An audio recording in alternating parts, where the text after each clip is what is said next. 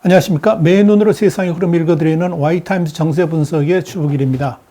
시진핑 주석의 3연임을 앞두고 공동부유 고호 아래 시작된 이 전방위적 홍색 규제, 그리고 홍색 정풍 운동이 문화대혁명 2.0으로 번져가고 있죠.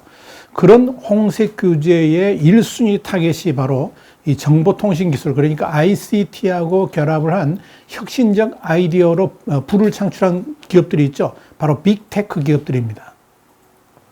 이미 알리바바를 창업했던 마인도 중국 금융당국에서 얻어맞았고요. 공유자동차 서비스로 미국 상장을 추진하던 디디추싱도 급 브레이크가 걸렸습니다. 이뿐 아니죠.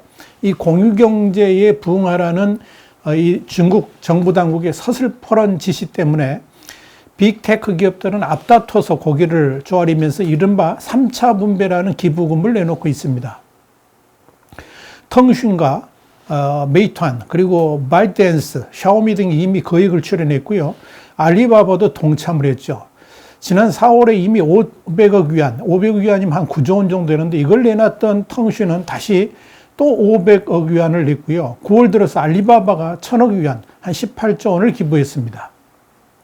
그런데 어디를 봐도 중국 IT 기업의 상징이고 한때 스마트폰 세계 1위를 점유했던 화웨이의 이름은 찾아볼 수가 없습니다.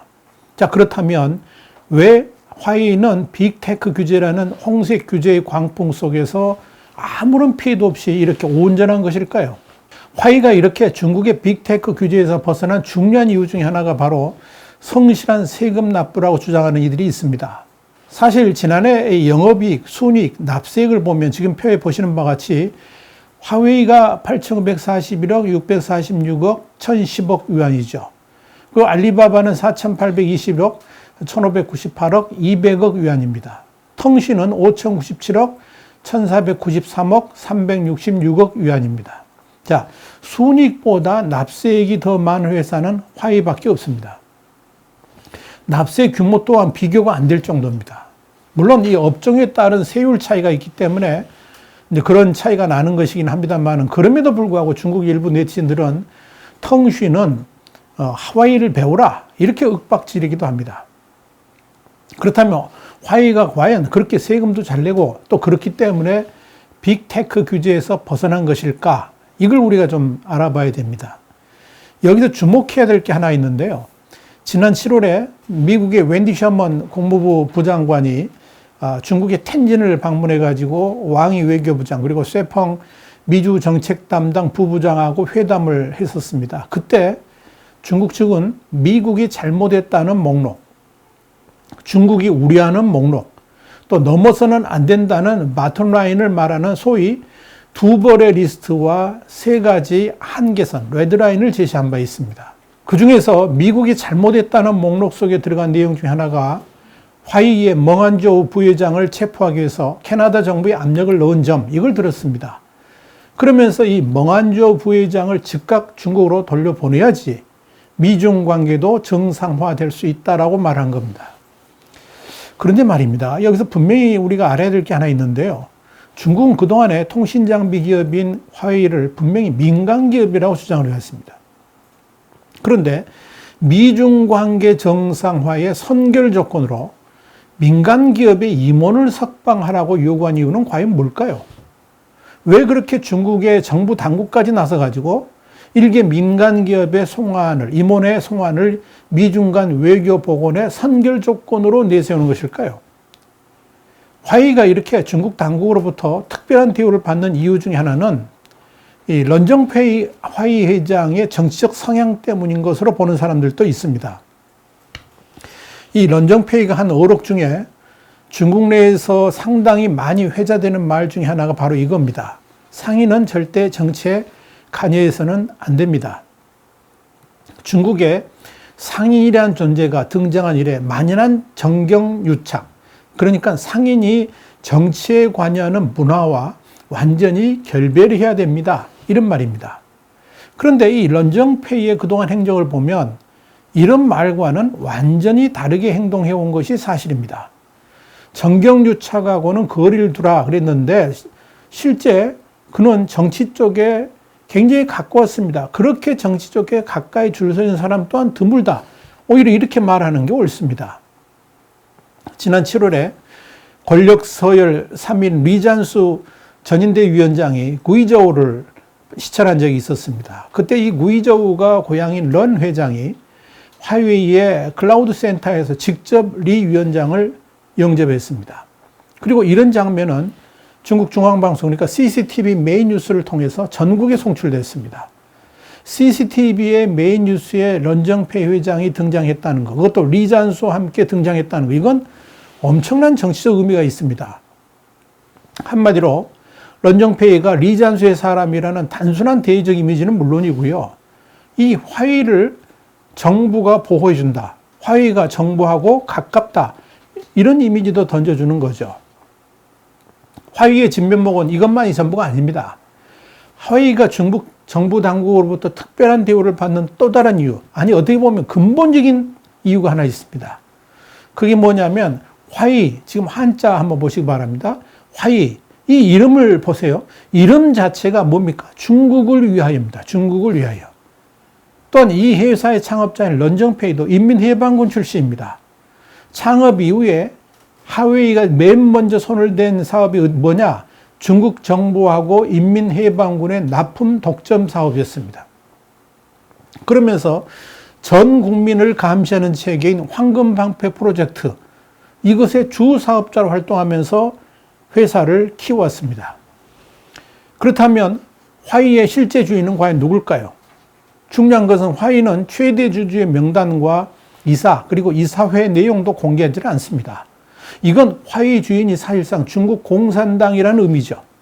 이에 대해서 화웨이는 회사의 전 직원이 주주라고 해명을 합니다만 이건 거짓 해명에 불과합니다. 왜냐하면 사원들에게 분배한 주식을 이익 배당용으로만 사용할 뿐 주식의 판매도 금지되어 있고요. 회사를 그만두게 되면 그 주식도 반납해야 됩니다. 자, 그렇기 때문에 지배 구조는 결코 바뀌지 않는 특이한 구성을 하고 있는 겁니다. 그래서 이 과거 트럼프 정부 시절에 미 의회 조사국은 이 화웨이를 가리켜서 중국의 사이버 부대하고 긴밀하게 연결되어 있다 그러면서 이 화웨이가 중국의 국가안전부 산하일 가능성이 높다라고 판단했던 겁니다. 이런 관점에서 미국 연방통신위원회, 그러니까 FCC도 지난해 12월 10일 중국 최대 통신장비 업체인 화웨이가 국가안보 위협이 맞다라고 재확인했던 겁니다. 당시 통신위원회는 화웨이가 중국 공산당과 중국군, 정보기구하고 긴밀한 관계라는 압도적 증거를 인정한다 그러면서 이 화웨이가 안보 및 이 나라의 통신망과 공군망에 온전한 위협을 가한다는 결정을 재확인한다라고 강조를 했었습니다. 아지파이 FCC 위원장은 이와 관련해 가지고 타당한 이유가 있다 그러면서 화웨이가 사이버 안보와 개인정보 관련법을 준수하지 않고 중국 정부가 지원하는 경제적 간첩 행위 그리고 통신망 혼란을 가능하게 한다, 이렇게 지적을 한 겁니다. 화웨이의 중국 정부 관련설은 이뿐 아닙니다. 지난 2019년 6월 27일 블룸버그는 지난 10여 년 동안에 화웨이 일부 직원들이 중국 인민해방군과 AI, 그러니까 인공지능, 무선통신 같은 분야에서 최소 10건 이상의 연구 프로젝트에 참여했다라고 보도를 했습니다. 블룸버그는 화웨이하고 중국 인민군이 지금까지 알려진 스마트폰 네트워크 파워하우스, 이 분야를 넘어서 더 가까운 관계를 맺고 있다는 것을 보여준다, 이렇게 보도를 한 겁니다. 블룸버그는 온라인 논문 검색 데이터베이스와 IT 업계 정기 간행물들을 살펴본 결과 관련 논문의 저자가 화웨이 임직원이라는 사실을 확인했다 그랬습니다.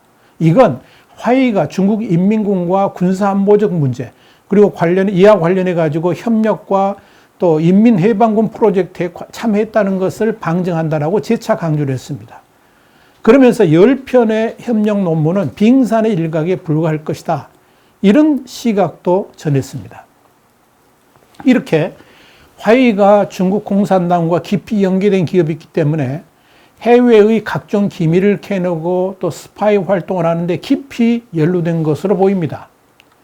최저가 입찰로 세계의 시장을 확보해온 화웨이는 자사의 제품에 심은 백도어를 통해서, 그러니까 뒷문을 통해서 스파이 활동을 해왔다는 것은 이미 다 알려져 있는 사실이죠. 2019년에도 폴란드 최대 이송통신사인 오렌지 폴스카사의 이 통신장비 안에 이 백도어가 발견돼 가지고 수사당국이 화웨이 직원을 스파이 혐의로 구속한 바 있었죠. 마이크로소프트에서도 연구원들이 이 화웨이 모델 노트북 데이터에 무단 접근할 수 있는 백도어를 발견해 가지고 충격을 주기도 했었습니다. 또 파키스탄에서도 화웨이에 주문한 치안용 감시 시스템에 와이파이 송신 카드가 무단 설치된 게 발견돼 가지고 문제가 되기도 했습니다.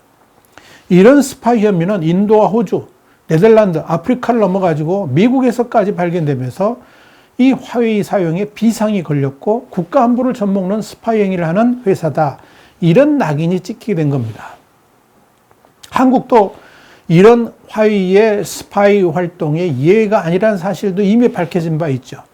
이런 사실이 터질 때마다 화웨이는 단순한 실수다 또는 업무상 편의를 위한 것이다 그러면서 변명을 했습니다마는 중국의 이 화웨이를 통한 스파이 혐의는 이미 입증되고도 남습니다. 이것이 바로 화웨이의 실체입니다. 화웨이가 왜 강풍 같은 중국의 홍색 규제 바람에서 살아남았느냐? 이런 질문에 대한 답은 바로 이겁니다. 뭐냐면 화웨이는 중국 공산당 그들의 것이기 때문에 그렇습니다. 왜 그렇게 세금을 많이 내느냐? 그들의 것이기 때문에 그런 겁니다. 화웨이하고 알리바바, 그리고 디디추싱, 텐센트. 자, 화웨이 한쪽은 무풍지내고 알리바바를 비롯한 나머지 기업들은 홍색 규제 광풍의 한 중심에 서 있습니다. 결국 이들이 이렇게 서 있는 위치가 그렇게 다른 이유는 딱 한 가지입니다. 중국 공산당을 위해 존재하느냐? 그렇지 않느냐? 이 차이입니다. 지난 7일 2017년 실종 후에 현재까지 행방이 묘연한 중국의 여성 사업가인 단 웨이홍이 있습니다. 이 단 웨이홍의 전 남편인 데스몬드 슈미 레드룰렛이라는 제목의 회고록을 출간했습니다. 그는 이 책에서 뭐라고 그랬냐? 중국에서는 마인 알리바바 창업주 같은 재계의 건물조차도 중국 공산당의 소모품에 불과하다고 그랬습니다. 그러면서 중국 기업인들은 공산당 수뇌부의 이익을 만들어주는 도구일 뿐이다. 이렇게 폭로를 했습니다. 월스트리트저널이 이와 관련해 가지고 현재 중국은 시진핑 국가주석을 포함한 혁명 원로의 후손, 즉 태자당이 지배하고 있다 그러면서 공산당 또한 항상 주요 기업의 지분 일부를 차지하고 있다. 이렇게 슈의 회고록을 근거해서 주장했습니다. 이 회고록을 출간한 슈는 2000년대 초반 당시에 부인이었던 단 웨이홍과 함께 베이징 서우드 공항 내 이권 및 공항 인근 부동산 개발 사업 등을 시작했습니다. 그런데 당시 현직 총리였던 원자보의 부인인 장페이리가 사업에 도움을 준다는 명목으로 자신들의 이익 30%를 가져갔다고 주장했습니다. 그리고 단 웨이홍은 2012년 원자보 전 총리의 친인척 비리에 연관됐다. 이런 혐의로 당국의 조사를 받았고 2017년 돌연 실종됐습니다. 슈는 아마도 그녀가 납치되었을 것으로 추정을 하고 있습니다. 중국은 이렇게 이권이 있는 곳에 중국 공산당이 있고 공산당의 간부가 또아리를 틀고 있습니다. 그래서 하는 말이 있죠. 중국이 과연 누구의 것이냐? 여러분, 누구의 것이라고 생각합니까? 중국 공산당은 과연 누구를 위해 존재하는 것이냐? 이 질문에 대한 여러분의 생각은 어떻습니까? 답은 간단합니다. 중국은 공산당을 위해 존재하는 국가입니다. 특히 공산당의 간부들을 위해서 14억의 인민들이 노예로 살고 있는 나라다. 이렇게 정리할 수가 있습니다. 왜 알리바바를 그렇게 핍박할까요? 왜 테크 기업들을 그렇게 핍박할까요? 이유는 간단합니다. 돈 잘 버는 빅테크 기업들, 알리바바 같은 회사에 중국 공산당이 들어가가지고 좌지우지하면서 거저 주워 먹으려고 하는 겁니다. 그러기 위해서 중국의 모든 기업에 공산당 기구를 설치하도록 명령한 겁니다. 여기서 주목할 게 하나 있는데요.